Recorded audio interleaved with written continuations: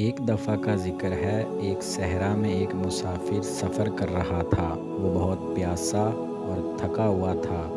سورج کی تپش سے اس کا گلا خشک ہو رہا تھا، اس کے قدم لڑکھڑا رہے تھے۔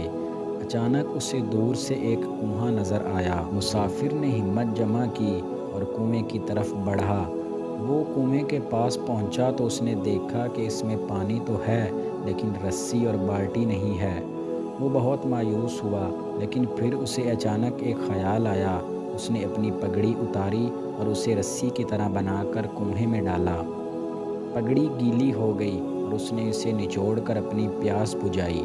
پھر اس نے دیکھا کہ کتا پیاس سے مٹی چاٹ رہا ہے۔ مسافر کو اس پر ترس آیا۔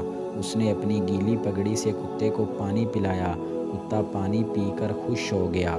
اس رات مسافر نے خواب میں دیکھا کہ ایک فرشتہ اس سے کہہ رہا ہے، اے مسافر، تو نے ایک بے زبان جانور پر رحم کیا اور اللہ نے تم پر رحم کیا، تمہاری نیکی قبول ہو گئی ہے۔ جب مسافر نیند سے بیدار ہوا تو وہ بہت خوش ہوا۔ اس نے سمجھ لیا کہ اللہ چھوٹی سے چھوٹی نیکی کو بھی دیکھتا ہے اور اس کا اجر دیتا ہے۔ اس نے اللہ کا شکر ادا کیا اور اپنی باقی زندگی لوگوں اور جانوروں پر رحم کرتے ہوئے گزاری۔ دوستو، یہ کہانی ہمیں سکھاتی ہے کہ چھوٹی سے چھوٹی نیکی بھی اللہ کے نزدیک بہت اہمیت رکھتی ہے۔